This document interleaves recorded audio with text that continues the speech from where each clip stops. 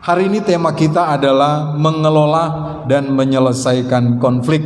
Diambil dari Injil Matius pasal 5 ayat 23 hingga 24. Tapi nanti kita akan lihat beberapa ayat-ayat referensi yang kiranya menolong kita, sehingga ketika kita mengalami konflik, kita tahu bahwa konflik apapun itu di dalam anugerah Tuhan itu bisa diselesaikan. Asalkan kita bisa mengelolanya dengan baik berdasarkan firman Tuhan. Ya.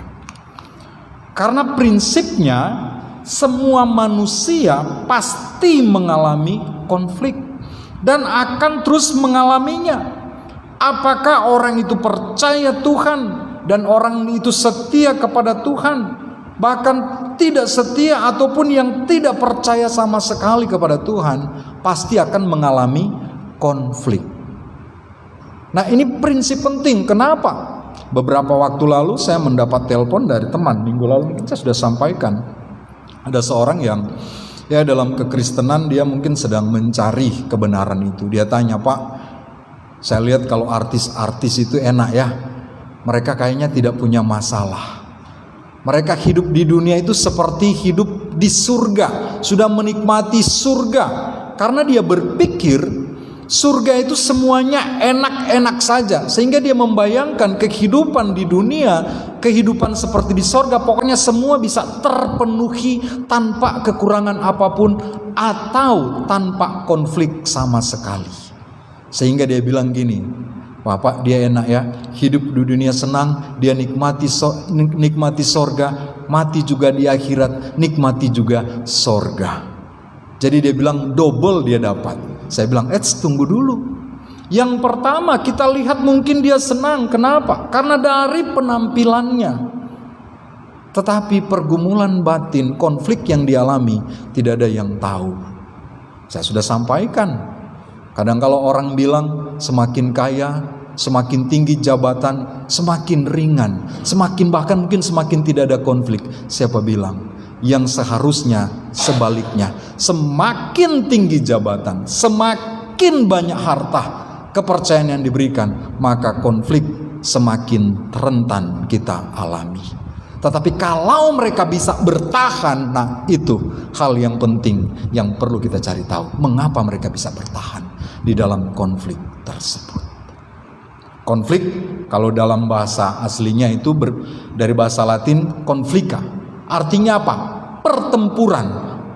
Adanya peperangan di dalam diri seseorang ataupun antara individu, sehingga terjadi konflik. Jadi konflik itu bukan antara saya dan Adri, atau saya dan jemaat, atau jemaat kita dengan jemaat lain. Bukan itu saja. Jadi konflik itu dimulai bisa saja dari dalam diri. Jadi konflik internal. Kenapa dalam diri kita bisa terjadi konflik? Kenapa di dalam diri kita bisa terjadi peperangan? Karena terkadang apa yang kita inginkan dan realita yang kita hadapi itu terkadang sangat berbeda. Maka terjadilah konflik di dalam diri kita. Mau enggak kita tetap memegang prinsip kebenaran dengan realita yang kita hadapi? Banyak orang kemudian menyerah memegang kebenaran. Bahkan Bapak Saudara, jangan pikir hanya dengan jemaat saja. Bahkan ada beberapa pendeta hamba Tuhan yang kemudian menyerah melakukan kebenaran. Kenapa? Karena dia menghadapi konflik di dalam dirinya. Realita yang dihadapi tidak sesuai. Di dalam perkumpulan PGLII Kota Pekanbaru, saya ikut dalam sharing. Kemudian seorang hamba Tuhan bilang, kalau kita lihat di YouTube, ada beberapa teman yang saya kenal, pendeta, itu teman senior di Pekanbaru. Dia berkata demikian, sekarang sudah tidak percaya Tuhan Yesus lagi, sudah mu'alaf. Kenapa?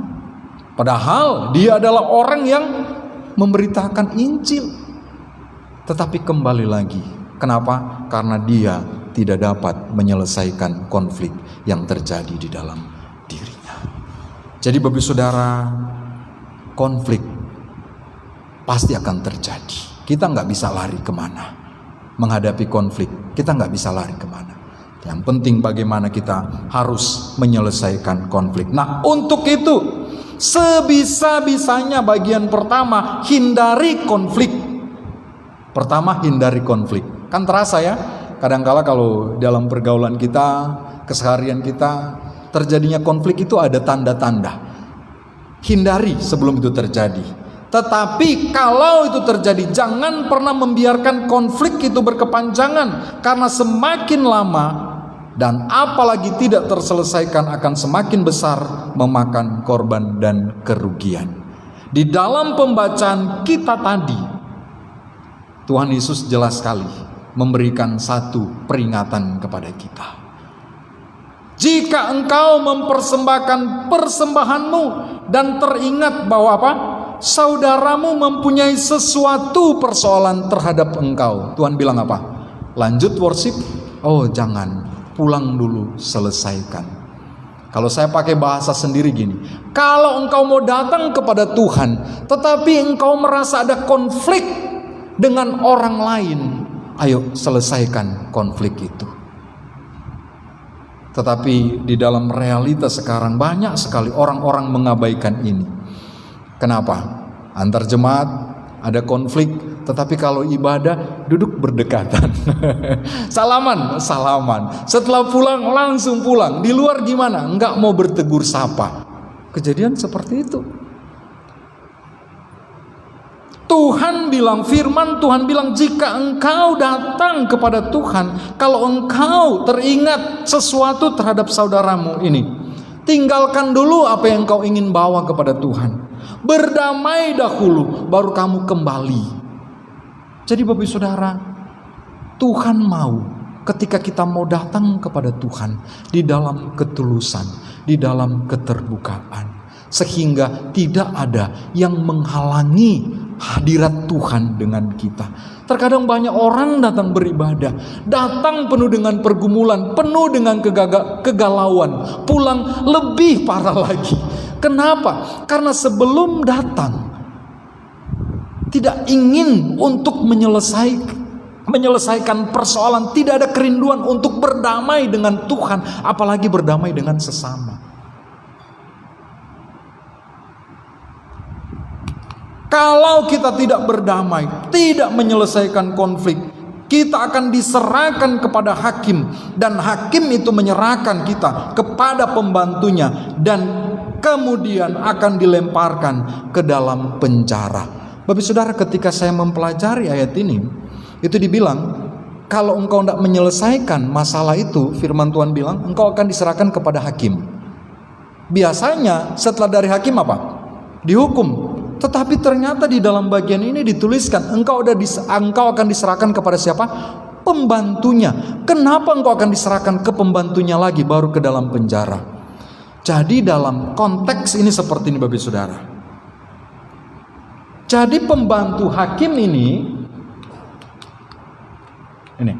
orang yang bertugas untuk membantu hakim dalam menjalankan tugas. Tetapi di dalam Matius pasal 5 itu tidak merujuk pada petugas pengadilan dalam arti literal, bukan. Tetapi lebih pada seseorang yang mewakili pihak yang akan apa? Memperburuk masalah kita.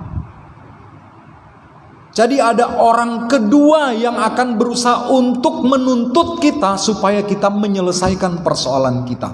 Kalau sekarang biasa kita kenal dengan apa? Debt collector. Nah, kalau kita ada hutang gitu ya, debt collector. Jadi hutang dengan seseorang, kita nggak bisa lagi berhadapan dengan Tuhan itu. Kita selalu lari, sang Tuhan pakai apa? Pembantu, debt collector itu, untuk cari, telepon untuk teror kita. Semakin sulit nggak? Semakin sulit Bapak Saudara. Makanya bagian ini mengingatkan kita, kalau kita tidak menyelesaikan persoalan kita segera dengan yang bersangkutan, kita akan semakin terlibat dengan banyak orang yang akan mempersulit persoalan itu. Jadi jangan sekali-kali tidak mau menyelesaikan masalah. Nah, peringatan tegas bagi kita semua. Segeralah berdamai. Segera selesaikan konflik sebelum membesar dan sebelum konflik itu mendatangkan kerugian besar. Amin. Firman Tuhan bilang, kalau engkau teringat dengan seseorang ada masalah dengan engkau, pulang dulu selesaikan, baru datang ibadah. Oke? Sekarang coba ingat, ada enggak yang bermasalah dengan kita sebelum kita datang tempat ini? Ada? Oh, enggak ada yang berani ngaku ini. Kalau ada yang ngaku, saya suruh pulang. Pulang dulu, selesaikan masalah, baru kembali lagi. Sudah selesai ibadah, enggak apa-apa, kita ibadah ulang. Bapak saudara, ini peringatan untuk kita. Peringatan untuk kita. Kalau kita datang kepada Tuhan, ingin menikmati berkat pemeliharaan Tuhan, tetapi kita masih terus menyimpan dendam, menyimpan persoalan, maka yakinlah, kita tidak akan mendapatkan kedamaian itu dalam hidup kita. Makanya Tuhan bilang tegas, ini orang mau datang ibadah loh, mau datang membawa persembahan, memberikan persembahan kepada Tuhan. Mestinya Tuhan senang enggak kalau dikasih persembahan? Oh, senang. Betul enggak? Kalau ada orang datang kepada kita, ingin memberikan sesuatu kepada kita, senang enggak? Nggak mungkin kita bilang, pulang dulu kamu, selesaikan dulu masalahmu, baru kamu bawa pemberian. Enggak. Biasanya kita apa? Kita ambil dulu pemberiannya, kita nasihati baru pulang. Terserah dia mau selesaikan masalah atau tidak, terserah dia. Betul. Karena kalau kita belum terima pemberiannya, kita suruh pulang, dan dia tidak menyelesaikan masalahnya, dia akan datang enggak? Tidak akan datang lagi. Kita masih dapat yang akan dia berikan enggak? Enggak. Betul. Tapi Tuhan tidak peduli itu, saudara. Tuhan tidak peduli apa yang kita berikan kepada Tuhan. Tapi Tuhan peduli dengan apa? Dengan diri kita. Tuhan peduli dengan diri kita. Bukan dengan apa yang kita berikan kepada Tuhan. Bukan. Bukan seberapa besar Tuhan ingin saya persembahkan sesuatu kepada Tuhan. Bukan. Bukan. Tetapi bagaimana kita mau taat kepada firman Tuhan. Karena berkat kedamaian,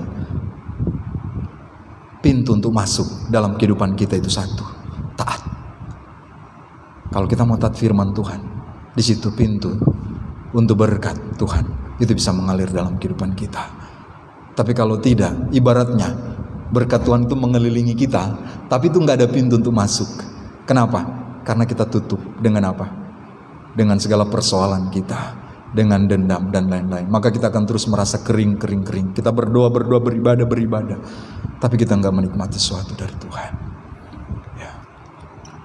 Makanya firman Tuhan bilang, ibu saudara, kita baca bersama Matius 5 ayat 9. Berbahagialah orang yang membawa damai, karena mereka akan disebut anak-anak Allah.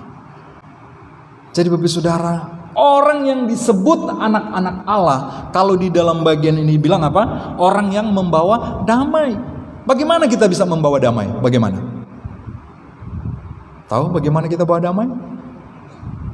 Dengan keadaan hidup kita yang kemanapun, ketika ada masalah, kita mau berdamai. Kita mau didamaikan dengan orang. Itu makanya dibilang berbahagia orang yang membawa damai. Ya. Wajah-wajah orang yang penuh kedamaian itu kelihatan. Betul. Coba lihat kiri kanan. Wajahnya penuh kedamaian atau enggak kira-kira? Ayo. Ketahuan Bapak Saudara. Kita bisa rasa sendiri ada damai enggak dalam hidup kita. Dan kalau kita mau menikmati kedamaian, kebahagiaan, maka kita harus menjadi orang yang membawa damai. Sederhananya adalah orang yang mau diperdamaikan dan mau berdamai dengan orang lain. Kalau engkau ingin berbahagia, mau? Kalau mungkin kita sekarang belum menikmati bagian ini, ada kabar baik, ada pengharapan. Firman Tuhan hari ini akan menolong kita. Mari buka hati, agar supaya ketika terjadi konflik, kita bisa kelola dengan baik, dan kita bisa menyelesaikan dengan baik. Sehingga kita bisa menikmati kebahagiaan di dalam anugerah Tuhan. Bagaimana kita bisa menyelesaikan, mengelola konflik itu? Bagian yang pertama, kita harus rela melakukan apa? Pengampunan. Back dek. Kembali dek.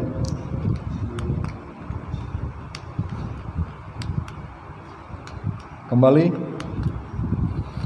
Yang pertama adalah adanya pengampunan dan kasih. Yesus mengajarkan kita, kalau ada orang yang bersalah dengan kita, berapa kali kita ampuni? 7 kali? 70 kali. Itu bukan 70 kali sama dengan 49 dan lain-lain. Nah, itu kuadrat Bapak Saudara. Kalau kita kuadratkan, itu artinya apa? Bukan nominalnya, bukan angkanya, bukan. Itu artinya selama masih hidup, masih ada pengharapan, maka kita harus mau mengampuni. Jadi jangan tunggu orang sudah tidak ada, sudah di dalam peti mati, maaf, baru kemudian kita datang, aduh minta maaf, saya bersalah kepadamu. Ataupun kita bilang, aku memaafkan engkau, padahal sudah di peti mati. Itu enggak ada gunanya, mohon maaf. Itu hanya untuk sekedar meluapkan emosi kita. Sedangkan tidak ada penyelesaian. Padahal itu tidak akan pernah terjadi penyelesaian kalau orang itu sudah mati. Tapi jujur Bapak Saudara, kita lebih gampang mengampuni, berdamai dengan orang yang masih hidup atau dengan orang yang sudah mati?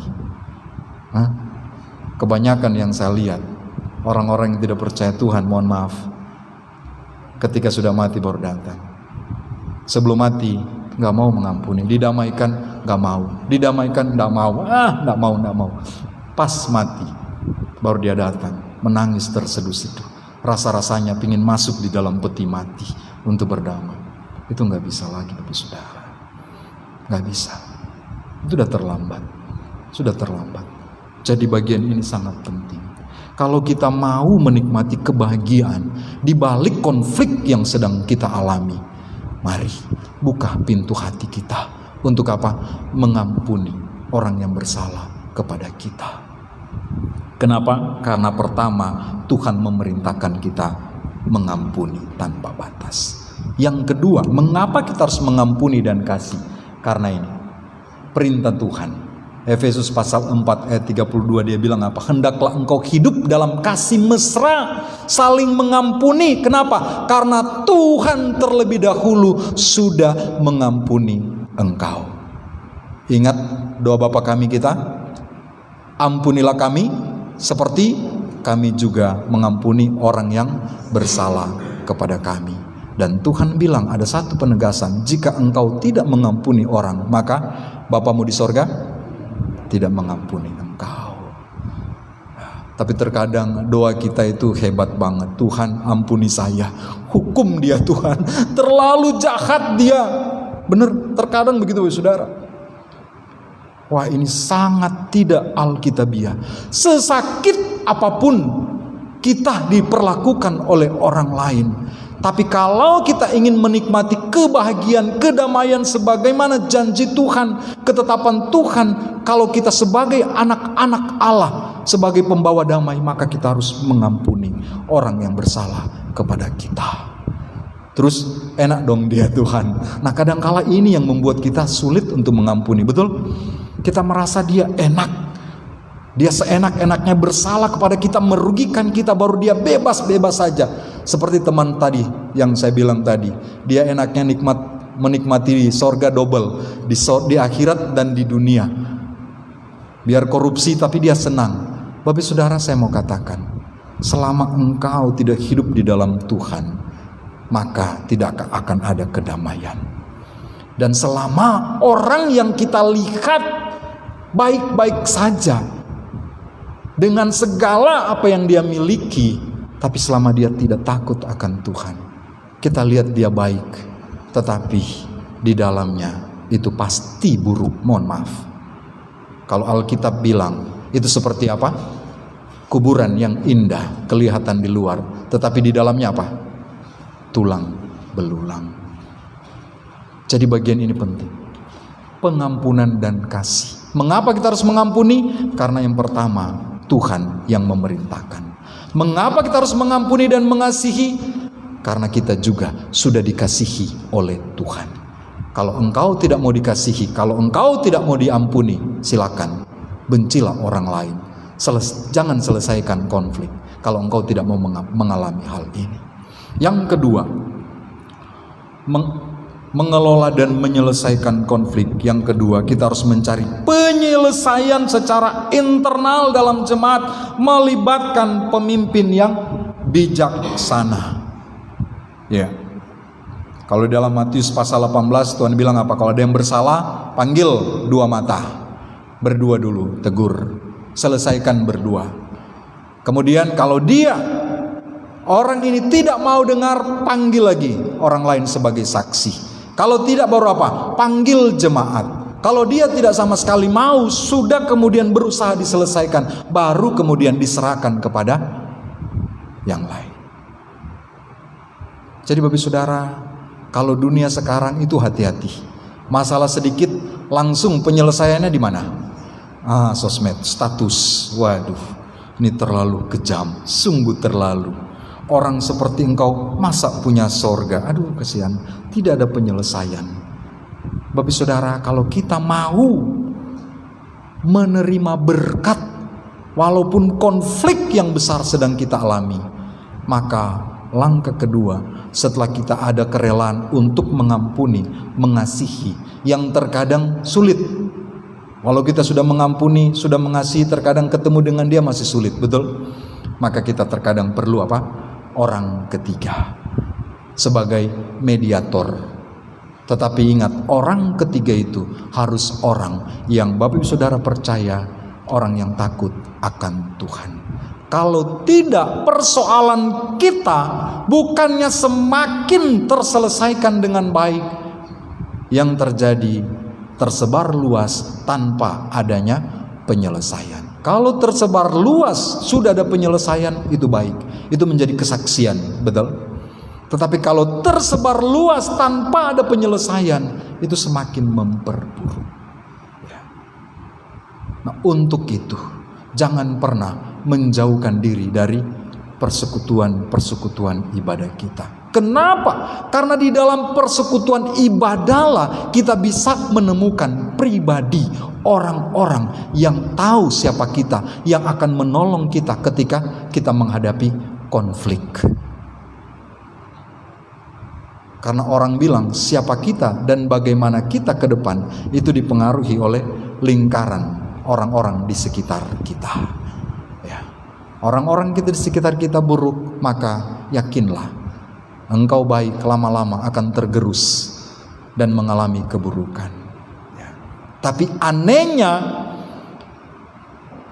orang-orang yang baik orang-orang yang jahat terkadang sulit untuk dipengaruhi oleh kebaikan. Apakah kita akan menyerah? Jangan. Ya. Yang terakhir, yang ketiga, mengelola dan menyelesaikan konflik. Ini mengakui dan bertobat untuk pemulihan. Maksudnya apa? Apakah sama dengan tadi pengampunan dan kasih? Agak mirip-mirip, tetapi ini lebih berbicara sebagaimana 1 Yohanes 1:8 dan 9 kita baca bersama 3. Jika kita berkata bahwa kita tidak berdosa, maka kita menipu diri kita sendiri dan kebenaran tidak ada di dalam kita. Jika kita mengaku dosa kita, maka Ia adalah setia dan adil sehingga Ia akan mengampuni segala dosa kita dan menyucikan kita dari segala kejahatan. Bagian ini lebih kemudian mengarahkan kita, siapa kita dan siapa Tuhan kita.